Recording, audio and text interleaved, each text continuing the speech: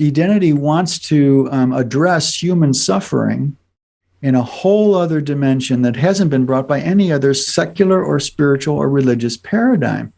And that's all based on emotivity as the essence of our consciousness. That before, in any one moment, we are in an emotional relatedness with any momentary experience that's then secondly moves us energetically to mentate or abstract our reaction, and then thirdly to act on it. So in psychology, some physiologists who've got some double degrees in psychology and physiology are already acknowledged this, that prior to the mind catching up, we are in an emotional response first in every moment of our life. That's not new, but no one, I don't understand. That's been out there for about 20 years. Yeah. But no one's connect the dots on that. When I learned about marketing 20 years ago, one of the basic premises that human beings make purchasing decisions emotionally / unconsciously first, and then justify it mentally. And that was right around the time where I started to learn your paradigm. And it hit me like, well, if we make purchasing decisions that way, and so much money has been put into that research, there's absolutely no question, because there's a whole lot of dollars that have been made that way. Why would we make any other decision not that way? It's all decisions. It's all decisions. Purchase decision is just like, so you choose a mate rationally? You choose to have a child rationally? You choose that candy bar rationally? No, it's all irrationally non-rationally first. Right. So why haven't the dots been connected on that? I don't get it, because look at how sticky it gets, Joseph, when someone says, economics are based on and investments are based on self-interest. Wait, what do you mean self-interest? An economist will tell you people don't spend money based on self-interest that's conscious to them at all. It's based on an emotive response that's not rational, which is why it's so hard to get people to toe the line. And if any of our listeners doubt that, the best book I know for that is called Predictably Irrational, which provides study and example after example after example where people act in ways that really many people would think are insane, but are repeatable because they're revealing the unconscious motives. It's quite fascinating. Yes. Thanks for referencing that. So what I want to say about that is that this is not a new insight. Yeah. But what is new is that identity defines the entirety of human consciousness as emotively based.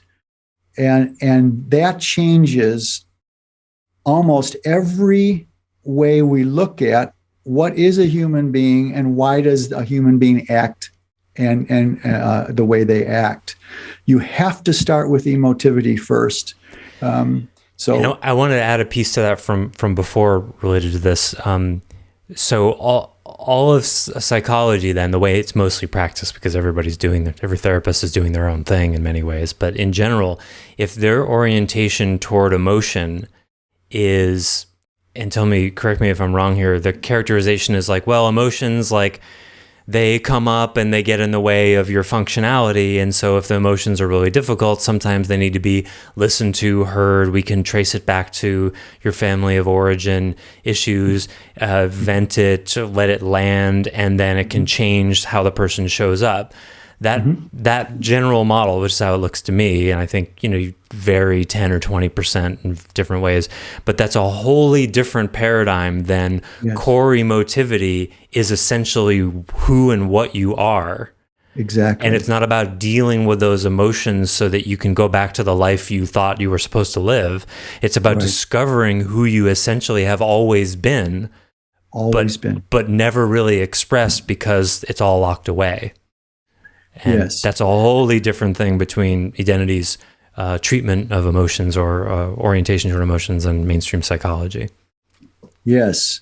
Technically, in most applications, emotivity is seen as the impediment to goal manifestation. Right? Because technically, emotion is framed as irrational. thank God it's irrational, because it's our check against the overuse of rationality to self-identify, Mm-hmm. So the fact that back in the 80s, when the internet was just starting to come out, I was the only person. If you wanted to look up emotions, I was the only one with a website that said there's no such thing as a negative emotion. Mm-hmm. Since then, there's been a couple others, most notably is someone in Europe, a man who also abides by "we feel, therefore we are" in some manner. But his is strictly therapeutically focused. It has nothing to do with connecting to spirituality and all the different iterations that way. It's a very fundamentally different application. But I want to honor that, because now there is even a book out there, "I Feel, Therefore I Am." And that's his picture of things. And I love that someone else is talking about this, but it's not the same scope or depth that the way identity comes at the issue. Yeah, and surely, as culturally, people are more and more embracing this idea that all emotions are okay, all feelings are okay. It's been going off to the races in some applications of that, like, okay, you feel you don't want this person speaking at the university, therefore your feelings need to be honored, and we're canceling that person. It's gone quite far in some strange directions. Sure. But it is evolving in lots of different ways. It is, and identity can explain that whole arc of evolution. Yeah. But the point here is that emotivity is largely seen as impedimentary to clean satisfaction, that our emotions take us to addictive states, our emotions take us to drama, our emotions. Identity says, stop, take a breath. Emotivity is not the impediment to self-actualization or self-authentication. They are the fundament of it. And that's why they can say there's no such thing as a negative emotion. All feelings are reasonable. Yeah. But we mean something different. That's an energetic acknowledgement, not a proactive investigation and sure. It's in the right direction. Yeah. But again, this is all the white noise out there, especially the last 20 years, 30 years, where even Eckhart Tolle was forced to address emotions. Everybody's talking about them, and that's good. But back in the 80s, there was a fundament already poured, waiting for people to get interested. And this podcast is a lovely invitation to do just that.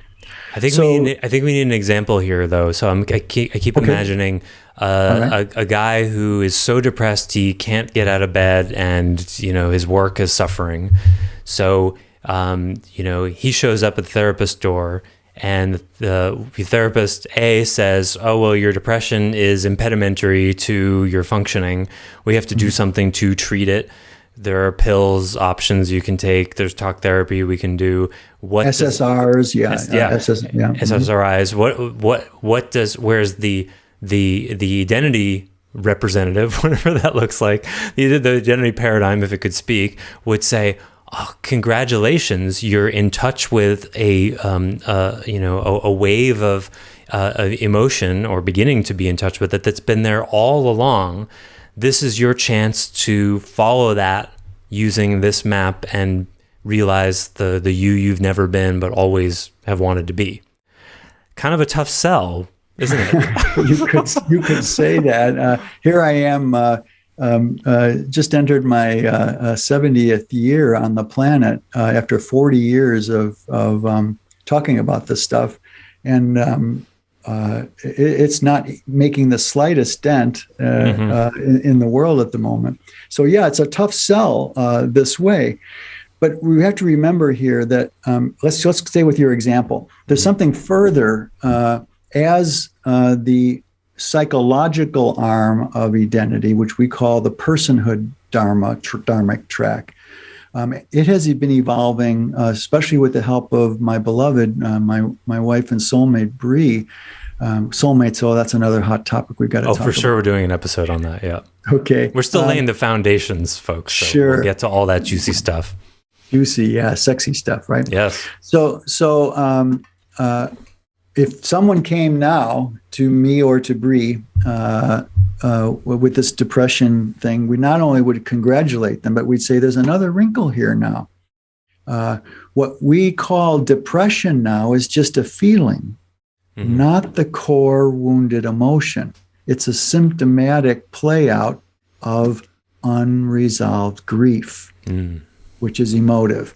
You only depress because you've got a repression mechanism somewhere in you that cannot allow you to process and thus resolve an inconsolable grief. That will be that's the causative domain, and the causative domain is always about the core emotion, not the feeling play out. And now we're back to about what we talked about in an earlier podcast about energy and emotion. That there are energetic forms of core emotives called feelings. And virtually all psychology, self-help, Scientology, Tony Robbins are all based in feelings, feeling forms. And those are the energetic playouts of the core emotions. Grief just sits right here, halfway between your gut and your heart, like a rock, a boulder, that grief. But when it actually moves to getting triggered in the outside world, it comes out as depression. Because there's an original grief that has not been resolved. Now, I've never heard of any therapist, and I've met some good ones, who've ever had a reducibility from feeling to core emotions. And so that's another wrinkle here, Joseph, why this talk about being primarily emotive is so important, because if you don't have that picture, you're going to mistake passing moods and feelings for the emotions that actually are hiding in the unconscious. Back to our original start. Yeah, and I was just speaking today to a small group about some of these ideas, and there are, I don't know how to even say it, not quite analogs, but there almost should be we should invent a word for these, when these principles, which we're holding as self-verifiable and intrinsic, if that were the case, you would expect it to show up in different places. If they were self-verifiable and intrinsic, you'd say like, well, how come identity is the only one who has these kinds of ideas? Well, what I really enjoy seeing where the people are actually on the trail of it. Like there's a philosopher named Stephen Jenkins who holds that grief is a spiritual process and that it needs to be engaged in. It's like identity would agree, but it would also have a very specific map about where it is, what to do with it, and how to get to the very bottom of it. And that it's not just a spiritual issue, but a childhood/emotive one. Or also that it's easy to see that someone who loses a loved one and goes on antidepressants because they can't bear the pain of it. I know people like that who are still dealing with the depression from someone who died 10 years ago because they didn't actually let the grief take them on that journey. Exactly. And we would say probably because there's an even deeper grief that preceded that is getting triggered up by it. Exactly. And so when you medicate with an SSRI or intervene with Big Pharm here, what you're going to do is cut off the doorway to that grief underlying the depression, because you're taking care of the secondary energetic feeling play out of the grief. And if you feel better, there's no impetus to go deeper, you see? So sometimes with some people's metabolisms, the drug can open a slight door to a deeper issue, but for the vast majority of people, it doesn't. It has the power to close it off. So while we're medicating and helping big pharma CEOs have golden toilets, the humanity goes on careening like a pinball game, trying to find where is that inner peace? Where is that center in me that I effortlessly move through every moment and make decisions that are right for me, even if they feel a little weird or out of the conditioned contracts of our world. So there's no magic bullet here, and identity isn't claiming it. But remember, again, I want to say all of this nice, reasonable head talk is in service of serving suffering in human beings. And identity says there's three full domains that we suffer in: a personhood focused one, a sagely one that is addressed by Eastern esotericism, and a saintly one that's addressed by Western exotericism. So these are three domains of human suffering at the level of existential stuckness that you can't get at and heal unless you first start out your journey with the assumption that we are emotive beings before we're mental beings, before we're willful beings, before we're physical beings.